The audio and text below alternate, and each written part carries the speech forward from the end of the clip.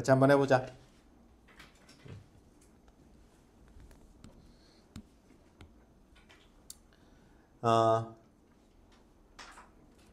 조선시대 유학자들은 이렇게 돼서 처음에 이제 보자마자 알 수 있지.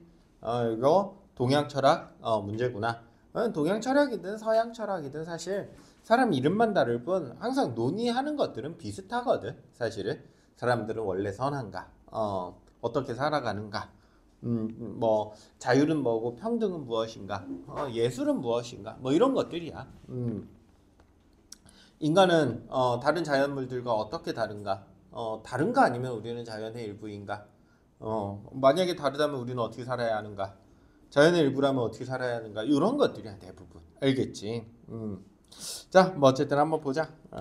그래서 뭐 중국이라고 하면 뭐 순자 맹자가 나오는 거고, 한국이라고 하면 이이도 나오고, 정약용도 나오고 하는 거고, 서양이라고 하면 소크라테스 나오는 거고, 이름만 조금씩 달라. 설명으로 적절한 것이라고 되어 있고, 여기 이제 쭉 보니까 뭐 비교, 나열 이런 문제 것들이 있네. 그러니까 이거는 전개 방식에 대한 이야기야. 그치? 표현법. 그러니까 그런 거 이제 신경 쓰면서 체크해 놓으면 돼. 문제 풀 때 처음에. 자, 외민에 대한 이해로 가장 적절한 것이라고 그랬고, 외민이라는 것은 세 번째 문단에 있네. 외민. 자, 그래서 이 외민이라는 것은 군주가 백성을 뭐 두려워하는 것을 외민이라고 하고, 거기에 이제 써 있어. 윗글을 바탕으로 보기를 이해한 내용으로 적절하지 않은 것. 옛날에 바야흐로 온 세상을 제압하고 나서 천자가 벼슬을 내리고 녹봉을 나누어 준 것은 신하들을 위해서가 아니라 백성들을 위한 것이었대. 뭐 정도전이 이런 이야기들을 했었대. 그런가 보다. 여기서 뭐 우리가 대단한 걸 찾아낼 수는 없으니까 보기 같은 경우는 한 문장 정도만 읽어보자고 그냥. 유산 화제를 다룬 다음 자료를 읽고, 그래서 관점의 차이를 정리하라고 그랬으니까 공통점 차이점 찾아내는 거구나. 이 정도 문제라고 생각하고 시작하면 될 것 같아. 이렇게 해서 이제 접근 한번 해보자. 조선시대 유학자들은 왕권의 기반이 민심에 있으면 민심을 천심으로 받아들여야 한다가 뭐야? 민본 사상이야. 그래서 우리 정의, 개념, 단어 설명 이런 거 있으면 항상 표기해 두기로 했었어. 이게 이제 민본 사상이야. 통치 기조로 삼을 것을 주장했다. 그 통치 기조라는 거는 통치를 할 때에 민본 사상을 근거로 두고 통치를 해나가자. 이런 게 통치 기조야. 알겠지? 쭉 그 사상을 가지고 통치를 하자. 여러 정책들이 나올 수는 있겠지만 가장 중심이 되는 사상. 그걸 기조라고 해. 이러한 관점에서 단어 뜻 몰랐으면 적어놓고, 군주는 백성의 뜻을 하늘의 뜻으로 받들며 섬기고 덕성을 갖춘 성군으로서 백성의 모범이 되어야 하고, 백성을 사랑하는 애민의 태도로 백성의 삶을 안정시키고 백성을 교화해야 하는 존재라고 강조했어. 그래서 군주는 뭐 민본, 백성 민자 쓰고 본은 근본 본자 썼으니까 백성을 근본으로 해서 정치를 해라. 그런 것들에 대한 자세한 설명이 나와 있네. 백성을 어떻게 여겨야 하는지. 또한 백성은 보살핌과 가르침을 받는 존재로서 누가 보살펴줘? 군주가 보살펴주고, 또 누가 가르쳐줘? 군주가 가르쳐주고, 통치에 순응해야 한다고 보았다. 그래서 군주와 백성의 역할이 각각 있네. 군주와 백성에 대한 이러한 관점은 조선개국을 주도하고 통치체제를 설계한 정도전의 주장에서도 드러나. 정도전이라는 사람이 나왔어. 우리 철학 지문에서는 여러 사람 나올 가능성이 높기 때문에 체크해 두면서 가자. 정도전은 군주나 관료가 백성에 대한 통치권을 지닌 것은 백성을 지배하기 위한 것이 아니고, 요 아니라 앞뒤로 선지 자주 나온다고 했었지. 아니라는 중요한 담화 표지야. 문제 풀 때는 백성을 보살피고 안정시키기 위한 것이라고 보았어. 그래서 여기를 이제 묶어버리면 이렇게 묶으면 되겠지. 그래서 다시 읽어보면 정도전은 군주나 관료가 백성에 대해 통치권을 지닌 것은 백성을 보살피고 안정시키기 위한 것이다. 아니라는 이제 조금 요게 아니고 이거 우리 헷갈리게 하려고. 군주나 관료가 지배자가 아니고 중요한 담화 표지라고 했어. 그러니까 이런 것도 이렇게 보면 네, 군주나 관료가 백성을 위한 일하는 봉사자일 때 이들의 지위나 녹봉은 그 정당성이 확보된다고 여긴 것이다. 녹봉이 뭐야? 조선시대 말 월급이야. 알겠지? 그러니까 이 녹봉이라는 건 특히나 공무원이 받는 월급을 녹봉이라고 했었어. 공무원들은 뭐를 해야? 백성을 위해 봉사를 해야지 돈을 받을 수 있는 정당성이 생긴대. 또한 왕권이 정상적으로 작동하기 위해서는 왕을 정점으로 하여 관료 조직을 위계적으로 정비하는 것과 더불어서 민심을 받들어 백성을 보살피는 자로서 군주가 덕성을 갖추는 것이 중요하다고 생각을 했대. 그래서 관직을 위계적으로 정비한다라고 하는 것은 위계는 질서야. 특히 이제 어떤 질서냐면 위아래가 있는 질서를 위계 질서라고 해. 그래서 맨 위에 군주가 있고 그 다음에 뭐 신하가 있고 뭐 그 다음에 뭐 성균관 학도들이 있고 뭐 백성이 있고 뭐 이렇게 해가지고 쭉 위에서부터 질서를 만들어 나가는 거. 이거 누구의 역할이라고 봤어? 군주의 역할이라고 봤다고. 아주 중요한 군주의 역할이라고 봤어. 또 군주가 가지고 있어야 되는 성품은 덕성을 가지고 있어야 돼. 백성들한테 뭔가를 베풀어야 하는. 백성을 위하는 관료의 자질의 향상 및 책무의 중요성을 강조했고 관료의 비행을 감독하는 감사 기능의 강화를 주장하기도 하였다. 그래서 관료는 공무원들을 이제 관료라고 하거든. 이 관료들이 뭐를 가지고 있어야 돼? 백성을 위하는 마음, 또 책무, 책임감. 또 관료의 비행이라고 하면 비행은 나쁜 짓을 우리가 비행이라고 하지. 좋지 않은 행동을 비행이라고 그래. 그래서 좀 좋지 않은 행동 일진들 우리가 뭐 일진이라고 좀 막 이렇게 답안지에 쓸 수는 없잖아, 그렇지? 그럼 그런 아이들은 이제 비행 청소년이라고 하지, 그렇지? 그러니까 좋지 않은 행동을 하는 청소년들. 감독하는 감사 기능. 그래서 비행을 감독하는 감사 기능의 강화를 주장하기도 했다. 그래서 요 감사라는 건 현대에도 쓰는 말이야, 계속해서. 그래서 너희들 이제 회사 들어가거나 했을 때 감사 나왔다라고 하면은 감사가 이제 고마워하다라는 뜻이 아니야. 알겠지? 그 검사하러 나온 거야. 얘네들 뭐 잘못하고 있는 거 있나 없나. 그래서 감사는 그런 거다. 이러한 정도전의 주장은 정도전은 이런 것들을 주장했구나. 백성을 보살핌의 대상으로 바라본 민본 사상의 관점에서 입각한 거야. 조선 중개학자. 이제 비교 분석하는 게 나왔겠네. 이거 차이점도 있을 거고 공통점도 있을 거야. 그렇지? 잘 정리해놔야겠지. 이 역시 그럼 뒤에는 이제 다 무슨 내용이 나오겠어? 이런 거는 문제 나올 확률이 높겠다 싶은 것들은 공통점이라고 적어둬서 이따가 얼른 찾자. 알겠지? 이는 특히 미는 부모가 자녀를 가르치듯 군주가 백성을 도덕적으로 교화함으로써 실현되며, 그래서 여기 비유법 나왔고 뭐 유추라고 봐도 좋을 것 같고, 교화를 순조롭게 이루기 위해서는 우선 백성들을 경제적으로 안정시켜야 한다는 점을 강조했다. 그래서 제일 중요한 게 뭐다? 경제적 안정이다. 애민이라는 건 백성을 사랑하는 마음을 애민이라고 그래. 또한 백성은 군주에 대한 신망을 지닐 수도 버릴 수도 있는 존재이므로, 신망, 믿고 따르는 걸 신망이라고 하지. 군주는 백성을 두려워해. 그러니까 백성들은 군주를 믿고 따를 수도 있지만 이런 것들을 잊어버릴 수도 있는 거야. 잃을 수도 있는 거야. 뭐 하면 군주가 좀 잘못하면. 그래서 뭐 해야 된다는 거야? 외민의 태도를 지녀야 함을 역설했다. 이건 역설법의 역설이랑은 한자가 아예 달라. 알겠지? 이거는 힘주어 말하다라는 뜻이야. 물으면 다 단어는 무조건 적어놔야 돼. 그래서 이렇게 외민의 태도를 지녀야 되는 이유가 담화표지 어디에 나와 있어? 뭐뭐 함으로 이렇게 해가지고 연결되어 있지. 얘가 이유가 나와 있네. 언제든지 군주를 내쳐버릴 수도 있어. 백성을 보살피고 교화해야 할 대상으로 여긴 점은 정도전의 관점과 상통해. 서로 비슷해. 공통점이야. 다만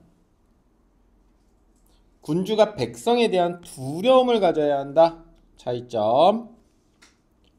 그래서 이와 정도전의 공통점은 뭐야? 백성을 보살피고 교화해야 한다. 차이점은 백성을 두려워하기도 해야 된다. 누가 주장했어? 이거는 이이지. 괜찮지? 조선 후기 학자 정약용, 새로운 사람이 나왔네. 환자나 극빈자, 노인과 어린이 등 사회 약자에 속하는 백성들, 사회 약자에 속하는 사람들을 열거하고 있고 적극적으로 보호하는 것이 애민의 내용이라고 주장했어. 그래서 정약용이라는 사람은 이 사람들을 보호하는 게 애민이래. 이는 백성을 보살핌의 대상으로 바라보는 시각을 구체화했어. 그래서 역시나 이거는 보살핌의 대상 공통점이네. 한편 이런 게 이제 차이점 나오려고 나오는 보통 담화표시지. 정약용은 백성을 통치 체제 유지에 기여해야 하는 존재라고 보고 백성이 각자의 경제 형편에 부합하는 역할을 수행해야 한다고 주장하여 백성에 대한 기존의 관점과 뭐를 드러냈어? 차이를 드러냈네. 어머 차이점 쓸 필요 없이 차이라고 써 있으니까 이제 별표 줄만 쳐놓으면 되지 뭐. 그렇지? 여기저기 다 줄 쳐놓고 표시해 놓는 게 절대 잘 푸는 거 아니야. 그는 가난한 백성인 소민. 소민이 뭐야? 가난한 백성. 은 교화를 따름으로써 또 부유한 백성을 뭐라 그래? 대민. 선생님처럼 소민들은 교화를 따라야 되고 너희들처럼 대민인 사람들은 생산수당을 제공하고 납세의 부담을 맡음으로써 통치 질서의 안정에 기여해야 한다. 다시 말해서 세금 내라는 거야. 부자들은. 대민들 세금 내고 있니? 좋아. 자, 보자. 이는 조선 후기 농업 기술과 상공업의 발달로 인해 재산을 축적한 백성들이 등장한 현실. 그래서 뭐를 설명하고 있어? 이 이론의 배경을 설명하고 있고 백성이 국가를 유지하는 근간이라고 보는 관점에 기반한 주장이야. 그래서 총 3가지 주장이 나왔어. 그렇지? 조선시대 학자들은 이와 같은 주장은 군주를 비롯한 통치계층이 백성을 존중하는 정책을 펼치는 바탕이 되었어. 이런 사례로도 볼 수 있어 라고 해서 의가 드러나 있고. 자, 16번 한번 해보자. 관료 조직의 의계를 분석하고 있다라고 나와 있는데 이 부분 한번 보자.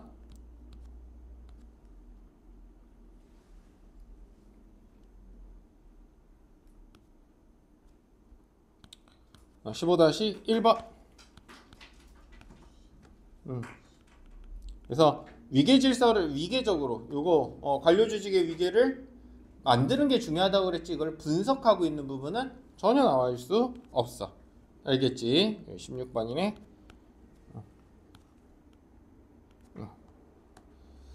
자, 2번. 조선시대 조세제도의 문제점을 나열하고 있다. 이건 어디서도 찾을 수가 없어. 그렇지? 그래서 찾을 수 없음이라고 적어두면 되겠네. 3번. 조선시대 학자들의 백성에 대한 관점을 비교하고 있다라고 되어 있는데 비교라는 건 공통점과 차이점을 설명하는 것을 우리가 비교라고 해. 그래서 여기서부터 쭉 16-3번에 대한 근거가 되겠네. 그치? 세 문단에 걸쳐서 3명의 학자들의 주장을 비교하고 있지. 4, 5번도 찾을 수 있으면 찾고 못 찾겠으면 못 찾겠다고 써놓고. 알겠지? 못 찾아서 틀리는 것들 구분할 필요가 있지. 17번. 외밀에 대한 이해로 가장 적절한 것을 한번 찾아봐라 라고 되어 있어.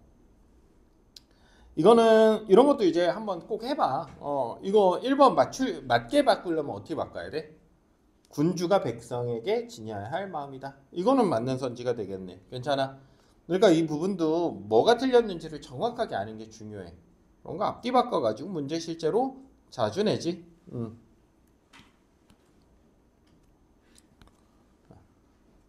16-1번 17-지.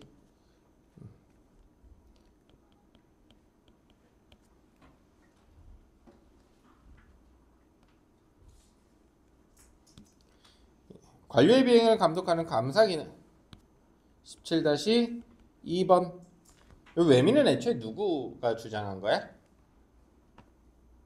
이가 주장한 거니? 맞아.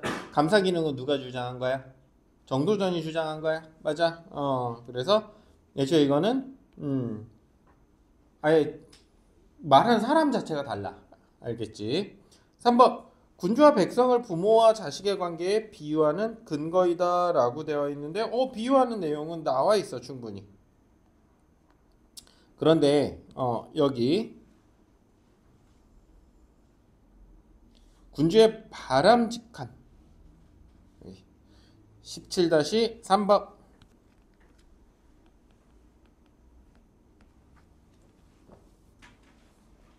요것은 뭐에 가까워? 애민이지 애민.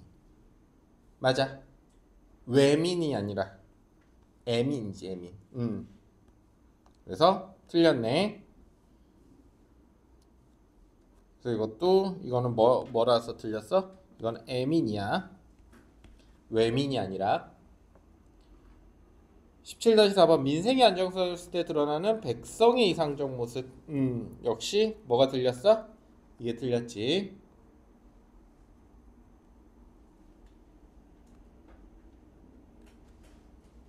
그래서 군주가 여기다 자. 17-4번 군주가 백성을 두려워하는 거야.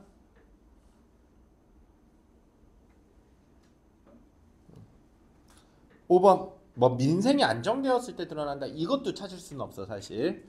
그래서 이 내용도 어디서도 찾을 수 없다. 괜찮지? 백성이 군주에 대한 신망을 버릴 수 있다고 보는 관점이다 라고 되어 있는데 이 부분이네. 17-5번.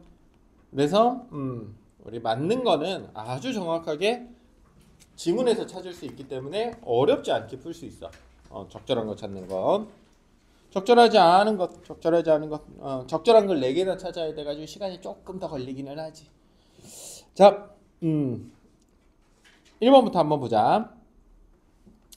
임금이 관리에게 책임을 지우는 것도 한결같이 백성을 근본에 두고 관리가 임금에게 보고하는 것도 한결같이 백성의 근본을 두면 백성은 중요한 존재가 된다고 그랬고 여기 정도전이라고 정확히 써있네. 그래서 정도전의 관점이어야 되고 기역은 관료의 녹봉이 백성을 위해 일하는 봉사자로서 얻는 것이라는 주장과 관련된다라고 되어 있고 이 부분에 있어.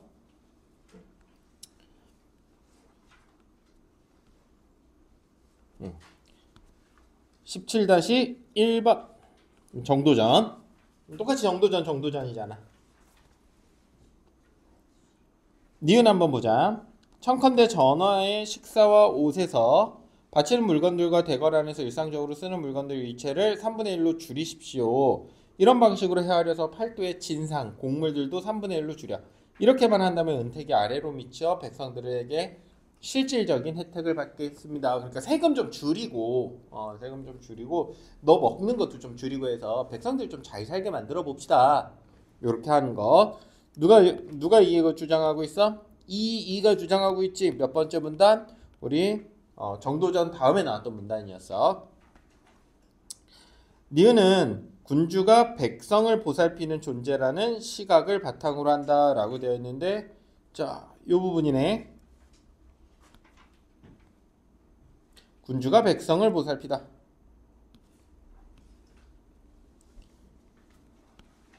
너무 쉽지. 17-2번 똑같이 이의 사상이고 18- 아니 엄청 이게 18- 고마워 예준이.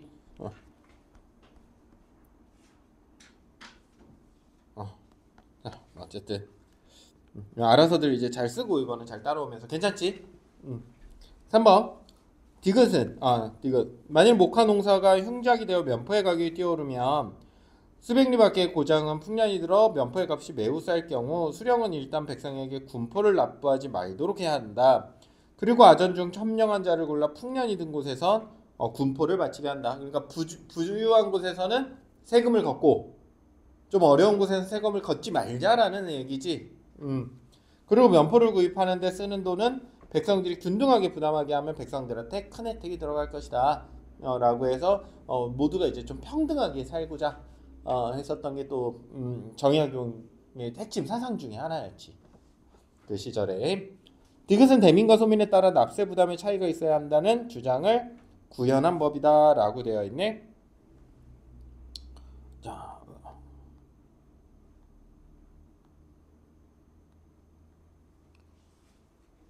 여기 한번 보자.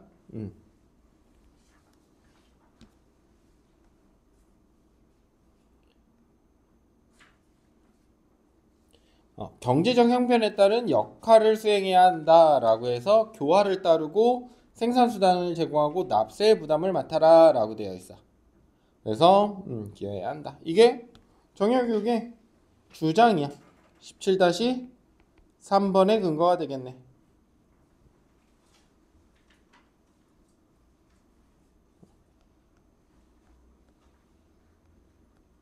자, 요 부분 한번 보자. 면포를 구입하는 데 쓴 돈은 백성들이 뭐 한다? 부담케 하면. 결국 그 공평하게 면포를 구입한 돈. 면포를 구입한다는 건 뭐야?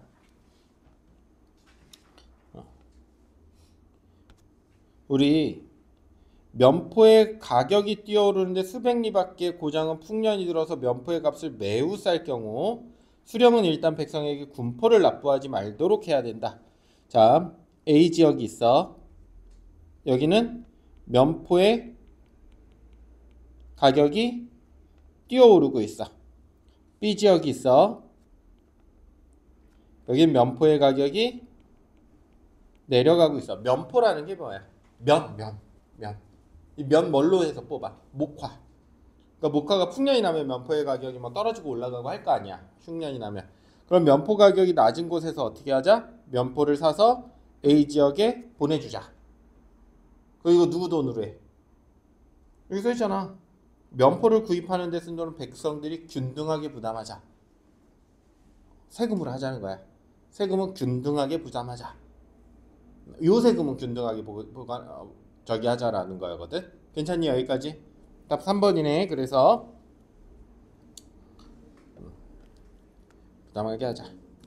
이 군포를 납부하지 말도록 해야 한다. 요거는 세금을 뭐 해주자?